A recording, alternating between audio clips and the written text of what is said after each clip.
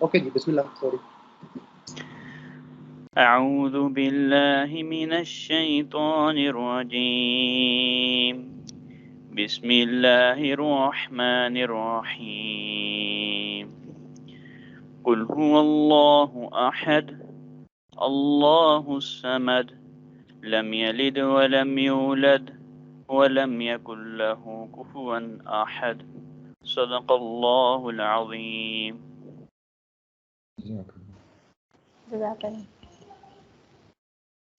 I am honored to host this prestigious conference on behalf of Next Generation Solution.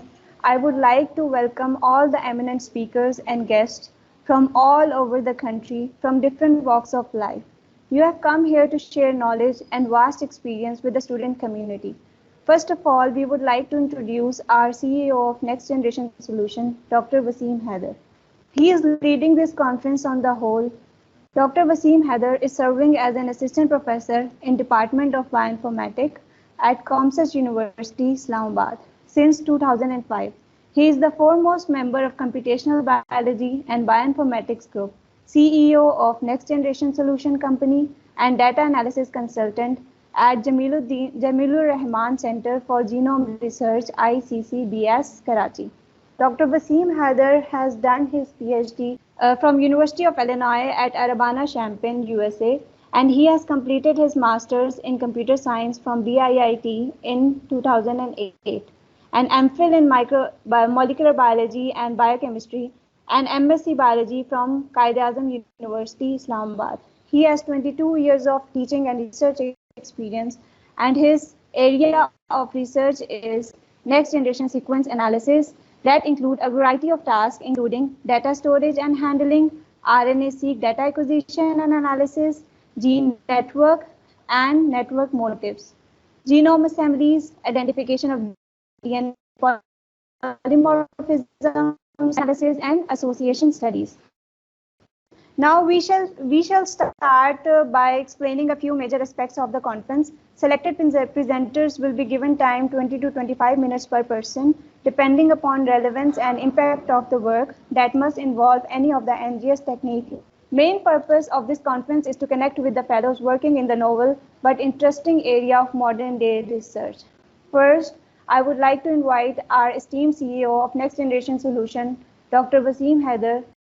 Thank you so much, Isra, for the kind introduction. This is me, of course. We started this Next Gen Solution some year back. Idea was to introduce the fellows about this next generation sequencing.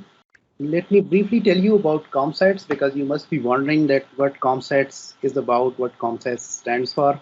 COMSATS is Commission on Science and Technology for Sustainable Development in the South. You see, the southern hemisphere of the world, most of the countries are not doing good financially and economically. So few members from these countries, they got together and they decided to bring up this commission, and Pakistan being the lead of this commission. Technically Pakistan is above equator, by the way, but mostly the states here are from the southern hemisphere. So that's why it is the Commission on Science and Technology for Sustainable Development in the South. Started in 1994, and these several members, representatives from various developing countries, they met on 4th and 5th October in Islamabad and agreed to establish the commission. So these are the countries whose flags are here. So initially, we started this COMSATS University as a project of this COMSATS, this commission. Initially, we started as a degree awarding institute, and that was the COMSATS Institute of Information Technology. Here are the various members, which are the states which are part of this commission, and you can see them. Number one is Pakistan, and rest of the countries, mostly coming from the southern hemisphere, as I said. So COMSATS University Islamabad, it established in 1998. So initially it got established as COMSATS Institute of Information Technology. And we were there for like almost 20 years with this title, CIIT, COMSATS Institute of Information Technology. So most of our departments were tuned towards IT, information technology. Even our biosciences, we started with the bioinformatics program. That is the country's first bioinformatics program. Back in the year 2003. Our first batch came out in 2003. And till 2018, we were going with this title, COMSATS Institute of Information Technology, located in the beautiful and scenic views of Islamabad. You can see over here. So that's where we are located. CUI has 7 regular campuses and 1 virtual campus. So this Islamabad got established in 1998. Ahmedabad came in 2001. Same year, we have the WA campus, Lahore campus in 2002, Atak, Sahiwal, Vihari, and then we had this virtual campus. So total we have 8 campuses. Some of our campuses are under construction in other parts of the country like Quetta, Sindh region. Basically, our idea was it's hard to, everyone to come to Islamabad and, afford the life and education here. So why not we should go to the people? So that's why we are going into all these remote areas as well. So rather than putting all the energies and having a big university like ICCC University at one place or NUST or other universities, we split across these 7 cities, and we are going to other cities as well.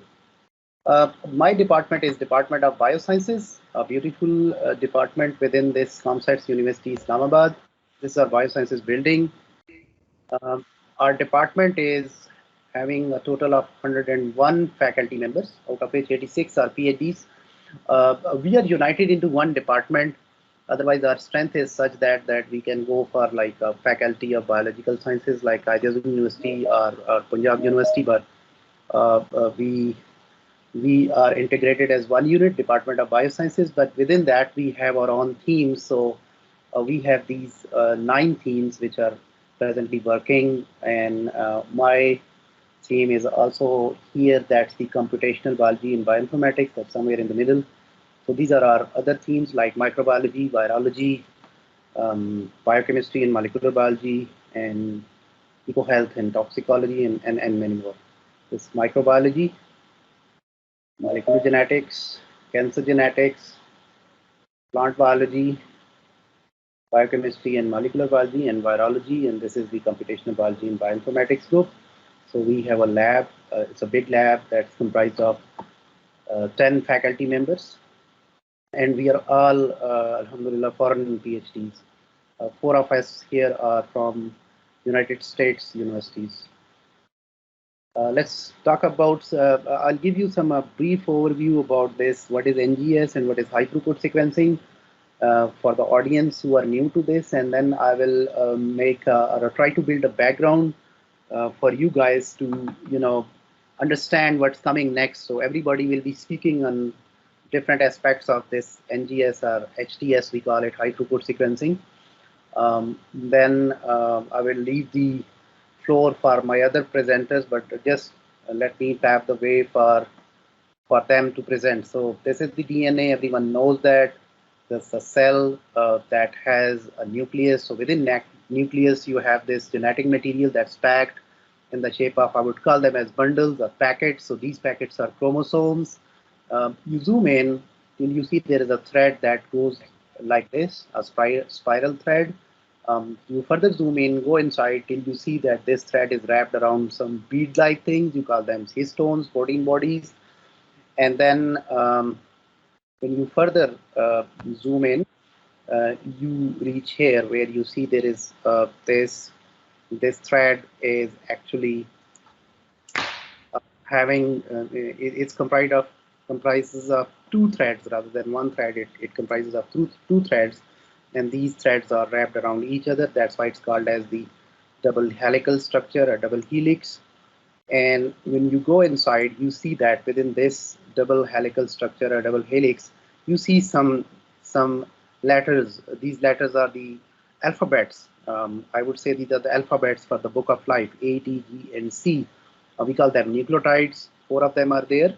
And this whole thread, this whole DNA is made up of these ATGCs. It's nothing but a combination of these ATGCs, right? So this book of life has 4 letters, A, T, G, and C.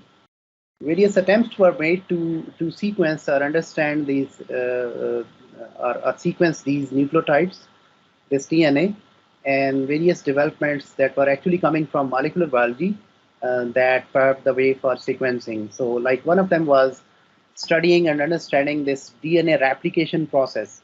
So somebody exploited this DNA replication process and developed the technique for sequencing. So I will go over with the most famous, this Sanger sequencing, and just give you a brief overview that how does it work.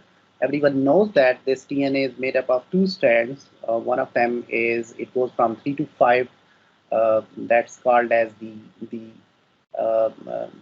template strand, and this template strand is read by the enzyme called as polymerase. And this polymerase needs a primer to begin with, to start with, and polymerase looks for what nucleotide is there in this template strand, and then it picks up the free nucleotides from the system, from the cytoplasm. That happens in the cell machinery during this replication process, and it brings those nucleotides. So for example, against T you will get an A, G goes with C, T goes with A, and so on. So whatever nucleotide you have in the template, you will get its pair from the those free nucleotides and put it there. So in this way you get this the second strand, which is initially there is a template strand, and then you prepare the new strand with it, and this DNA then again goes, it becomes again a double-stranded entity. When you look into this last nucleotide, we see that the base that attaches over here, that has these numbers. These carbons are numbered, like this one is carbon number 1, this one is number 2, this one is number 3, and this one is number 5. So at carbon number position number 1, carbon 1, the nitrogenous base attaches here. But if you look at this position number 3, there is we put these dash signs here. We call them as prime. So at this 3 prime, there is a hydroxyl group that lies vacant, and it waits for the new nucleotide to come and attach here, right? So this is the normal situation. So here is the last terminal nucleotide, and here is the nucleotide that's coming in, and that will join at this place, depending upon what nucleotide you have on the opposite strand. So on the opposite strand, for example, there is a G, and then and this side there should be some C that should be attached here. And now I bring you here on this side. So for example, this gentleman is this guy, and this one is the one which is coming, new one. And when it comes, it attaches in the shape of this triphosphate shape. These free nucleotides are in triphosphate shape, so 2 of the phosphates, they go away, right? And then this cuts here, the enzymes, they cut here, and this thing then comes and attaches over here. And for this thing to be attached, we should have a hydroxyl group here, right? OH group here.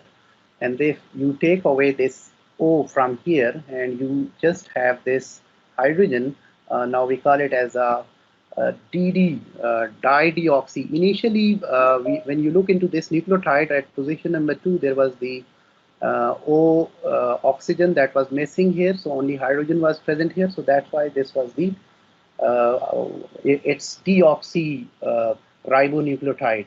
And if you take away the second one from here, like as you see it here in this one, so this is called as dideoxy ribonucleotides.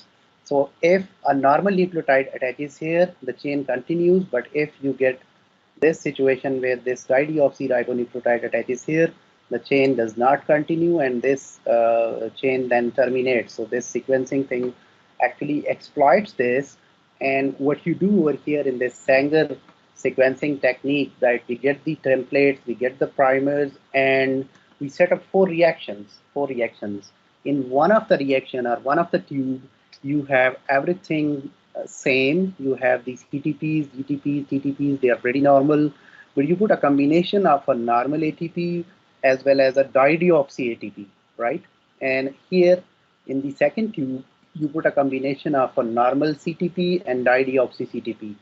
Everything is the same, and we can distinguish this thing as having this dideoxy ATP. So we can say this is an A tube. So A is different here, C is different here, G is different here, and T is different here. So you set up all these tubes or these reactions as A, or here you have C, here you have G, here you have T.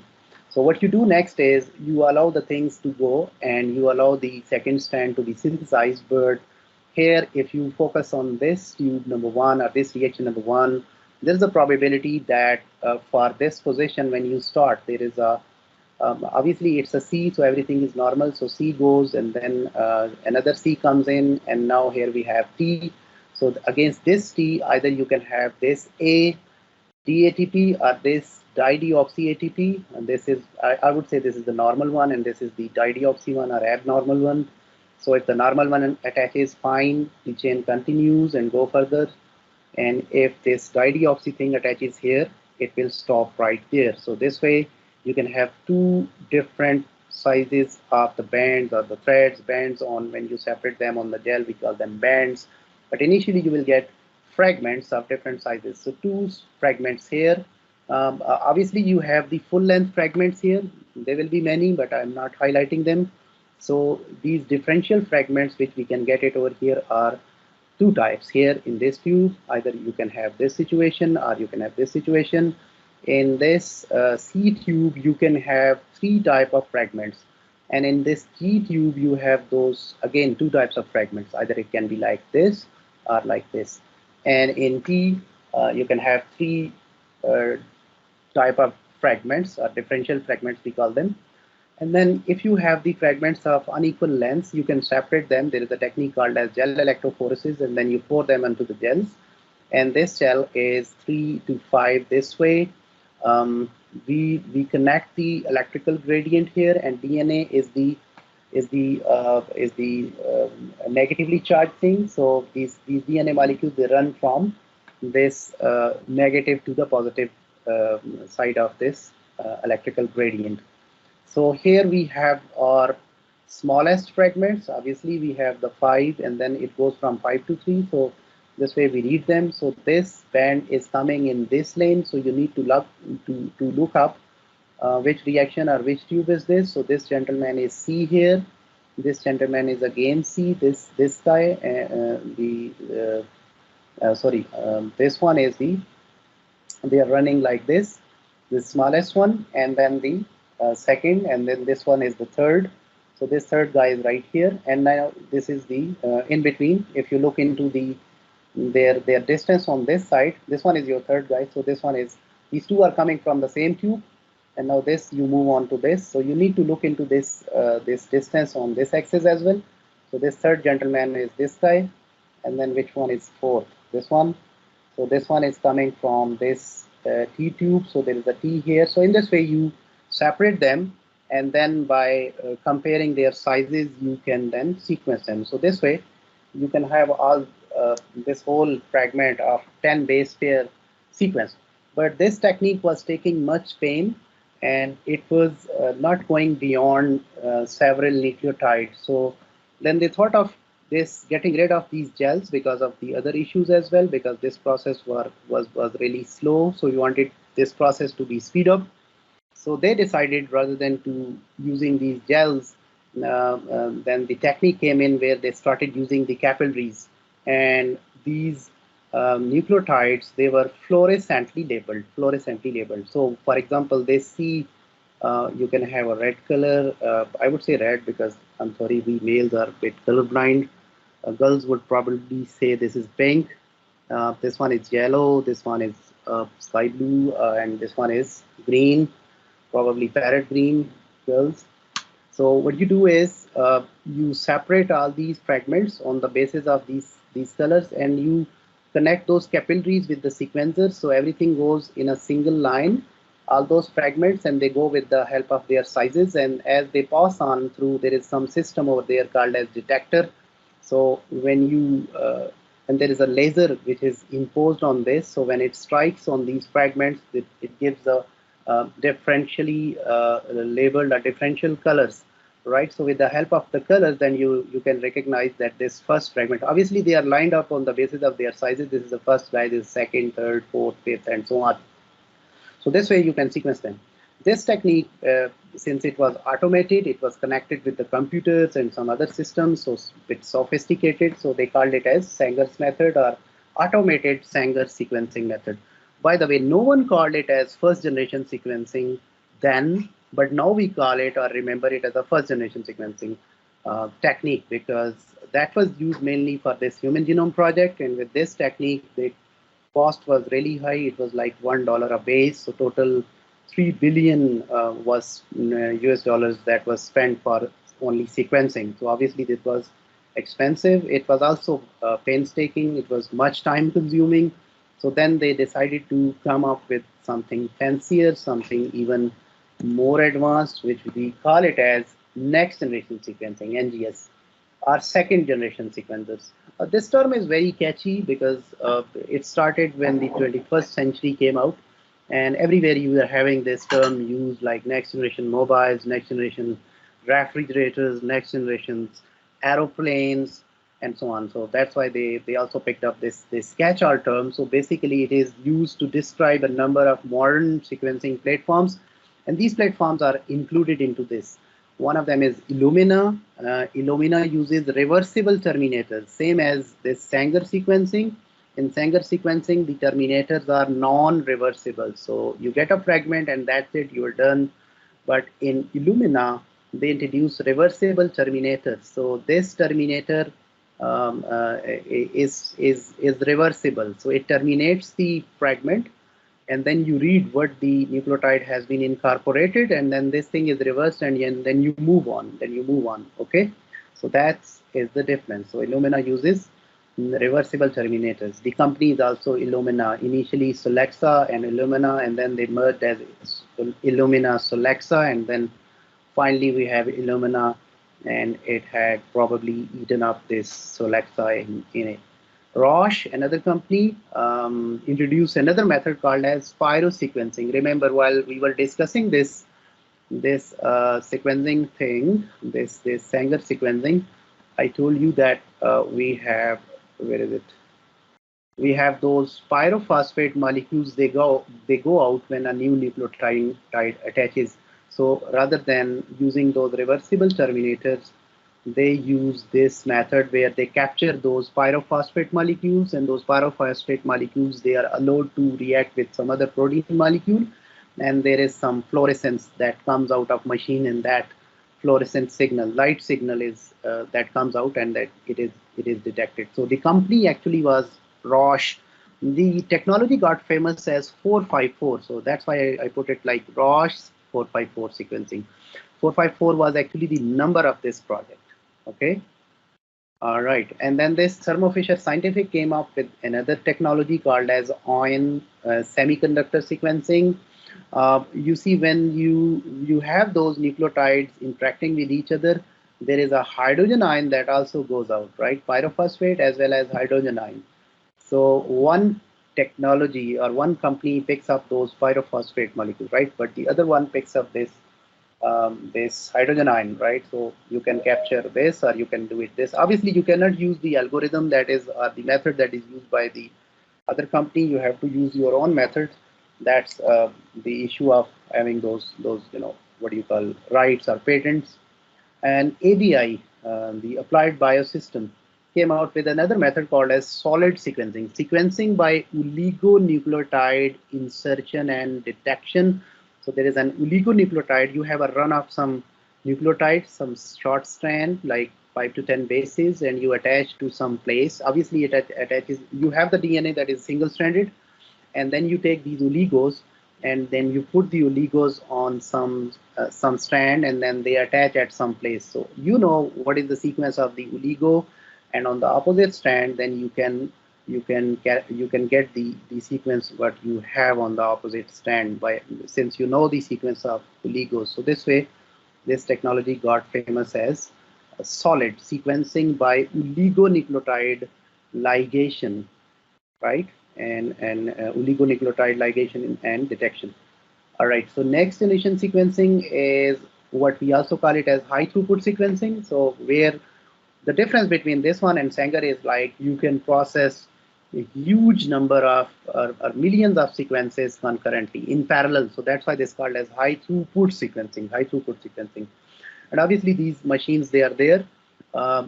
We should better call it high throughput sequencing. I insist that, and most of the people who are working in this field, they insist that, because After this NGS, we have 3GS, third generation sequencing, right? That is where the some of the procedures like this PCRs and all this detection methods, they have been further simplified to speed up the process. One downside of this technology is like you can have this huge fragments.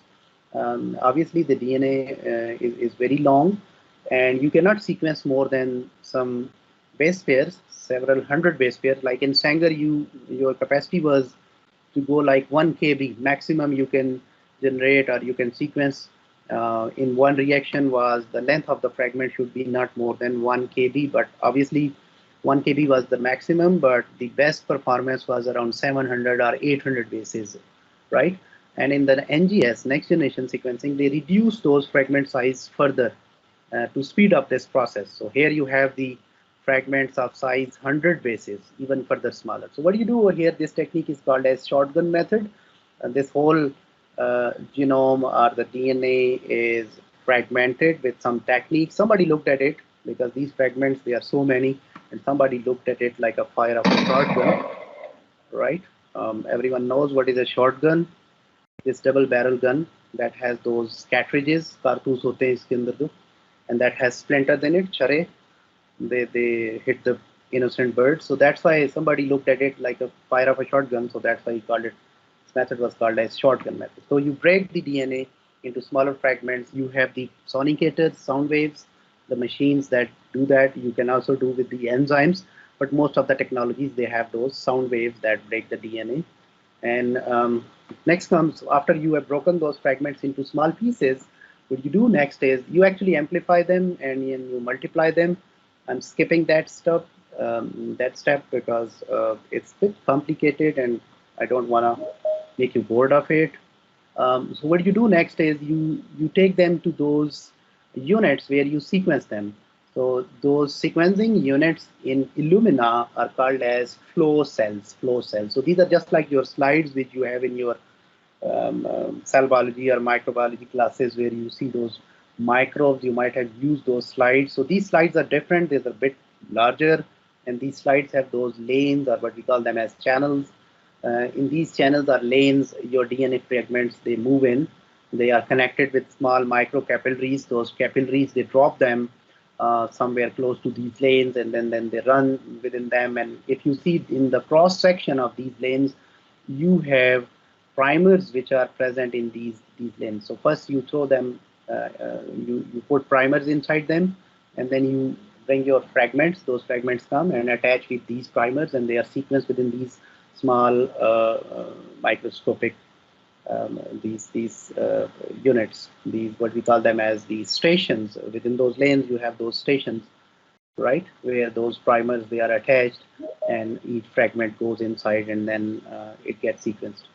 In the solid, you have a flow chip. In flow chip, you have these again these glass slides, but these glass slides are a little bit ingrooved, like इसके अंदर ऐसे खड़े से बने होते हैं या channel से, what you call them as. So they are there, different than this. Obviously, you cannot copy Illumina. Something similar they did, but over there you have this open little bit like a small passage, or what you say tunnels. They are there. So these DNA molecules, they are brought to those tunnels, and then they are sequenced here on this flow chip. In the 454, you have pico-titer plates, PTPs, pico-titer plates. You have actually, these are the wells inside them. They are the small wells, very, very small wells, and the DNA molecules are sequenced within them. So these are PTPs, pico-titer plates, I'm sorry. And in ion torrent, you have ion semiconductor chips. They are like this. So ion semiconductor chips. Those ion semiconductor chips are similar to what you use in your digital cameras. So yeah, so these are the units where you sequence them. We discussed about the methods with which we sequence them. This is just an overview how this party is set. You can do your experiments and you can extract your DNA, and then you move this DNA to this next step, which is called as the library preps. In the library preps, you actually break this into small fragments, and then you attach what we call them as adapters. These are the universal primers, and then within this, the primers you put in those flow cells are universal. So you don't need to make the primer for each fragment, but in order to complement that universal primer, you need to attach what we call them as adapters, a sequence which is already known. Fragment length is 100, and this adapter length may be 10 bases. All right. In NGS, you need to amplify your fragments in order to get a stronger signal, because one fragment where one nucleotide gets incorporated, you will get a very, very small, tiny light. So you need to have more light, more stronger light signal. So for that, you need to amplify them. One of the methods for this amplification is called emulsion PCR, which is used in these technologies like ion semiconductor and 454 and solid. But in the Illumina, you use another method which is called as reversible terminator. Amplification method, that is bridge amplification. Because in this, you see some bridges they are formed. I'm not going into the detail, but this how. So this is the PCR on slide through bridge amplification. Here it's emulsion PCR. Illumina uses this PCR on slide. That's why this technology got more market grabbed, because emulsion PCR has its own complications and issues. So finally, what you do is sequencing. This is the third layer here, or the fourth layer, I'm sorry. Layer number 1, experimentation, then library preps, then PCR, and then you have those sequencing. And as I said before, ion semiconductor sequencing, or 454 Pyro Sequencing, or solid sequencing by ligation, or in Illumina there is a reversible terminator, and finally you do this data analysis. So that's how this part is all about. Right. So yeah, just overview when you have how this sequencing takes place. So you have fluorescently labeled reversible terminators.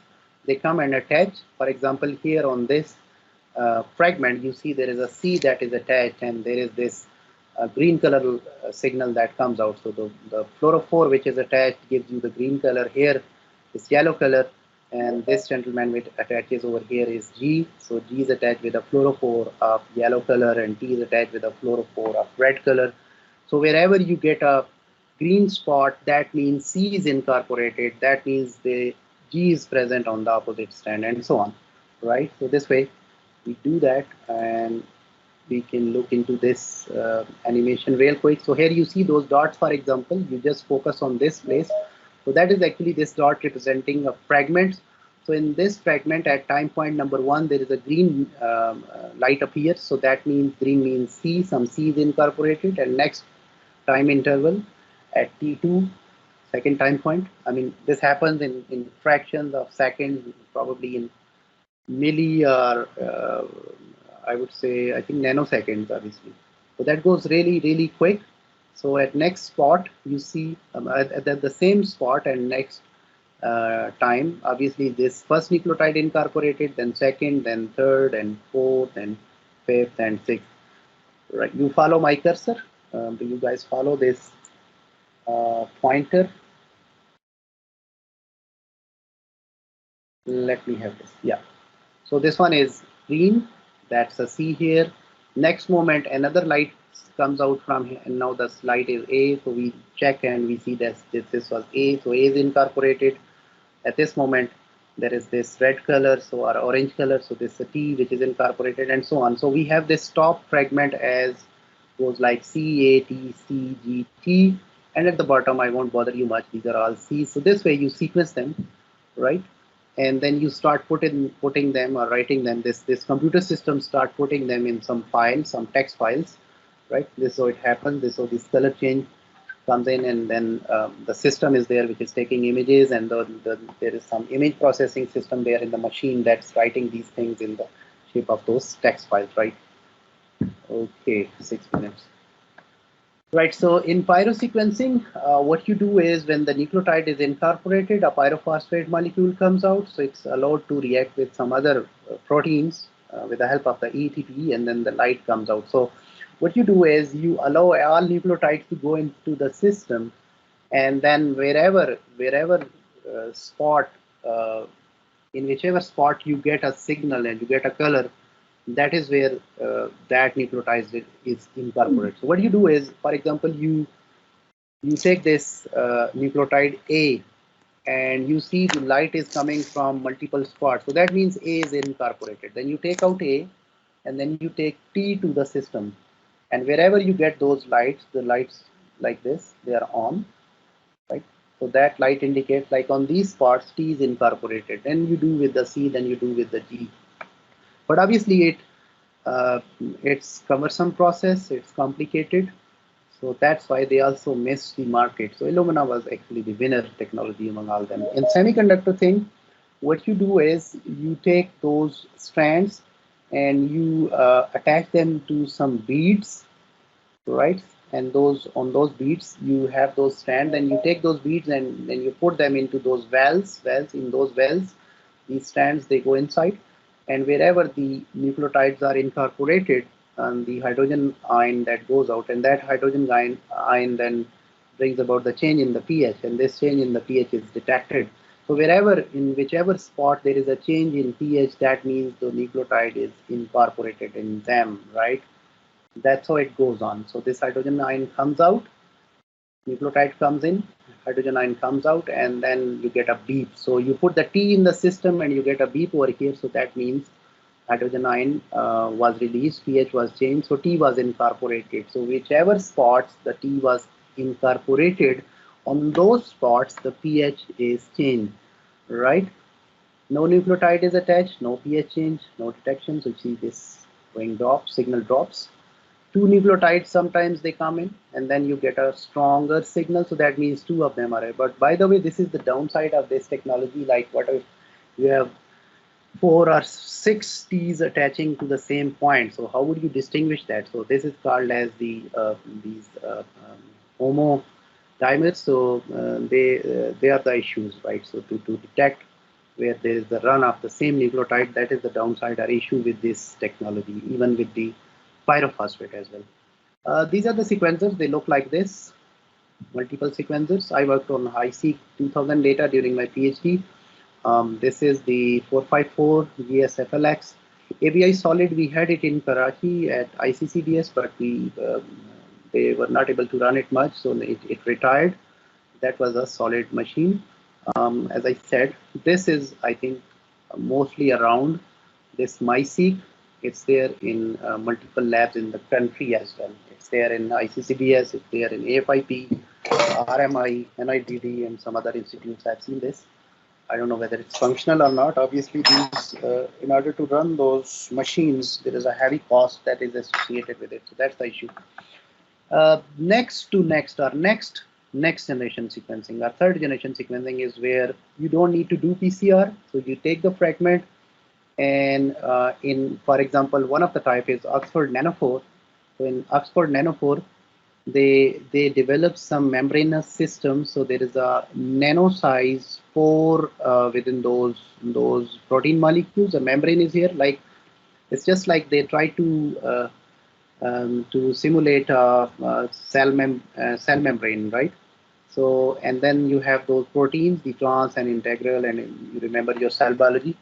So you have a nano size pore within those proteins, and there is an adapter molecule. This adapter is like over there in the foreign countries, they call charger as adapter. So it's something like a charger or adapter that's attached here. So that generates some electricity. So there is an electrical system that's conducted over here, and those nucleotides, they come in as a single line. You take the whole long thread. You don't need to break it into small fragments, number one thing. So in this way you can get the longer fragments. By the way, in our language we call these fragments as reads, right? So keep it in your mind, because somebody might be using the word read in his presentation, right? So you take those threads and allow them to move into a single file or line, and wherever those bases, when they pass to this adapter molecule, they change the polarity of the ions differently, right? A changes different than T, and then C, and then G.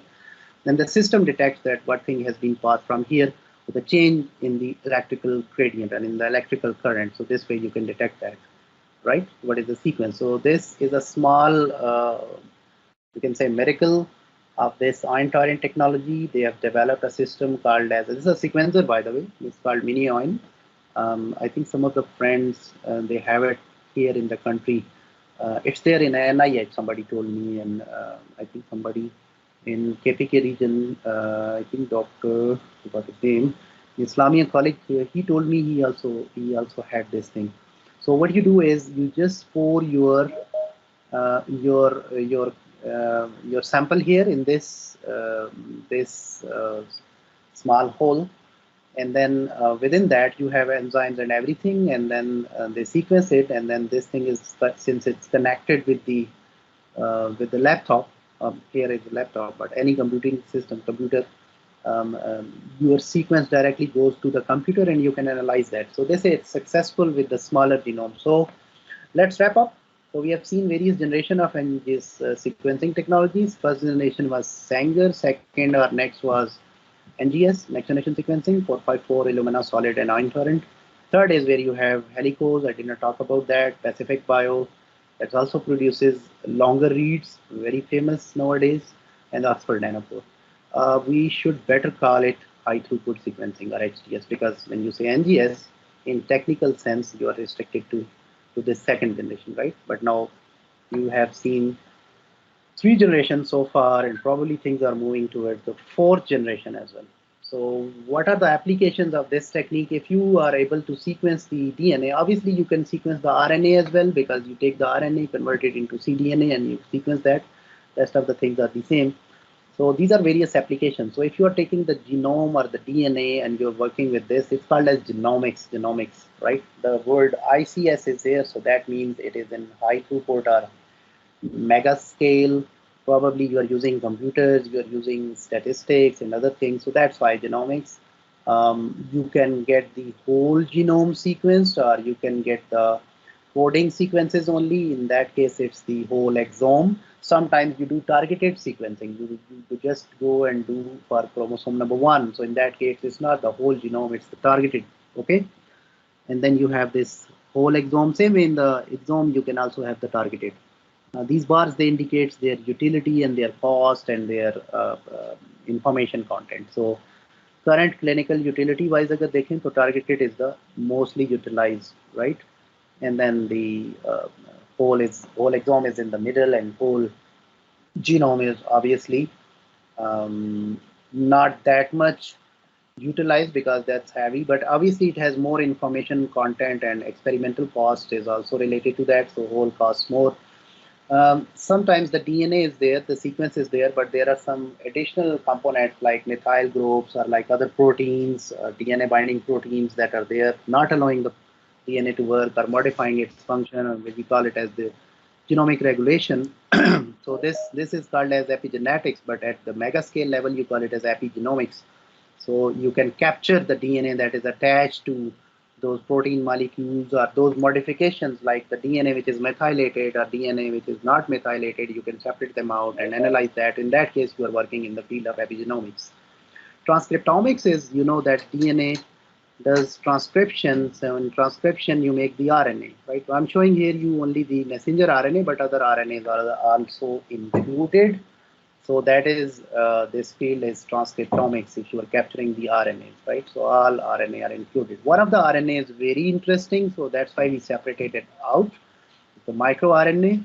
So that actually interacts with the messenger RNA and stops doing its functions. So that's also involved in gene regulation.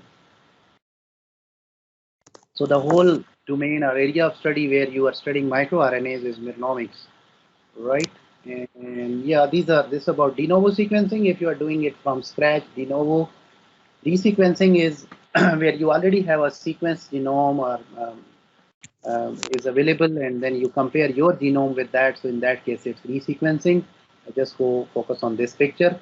So in de novo, you get the fragments which are sequenced, you put them together based upon their overlaps. This is called as de novo assembly or de novo sequencing.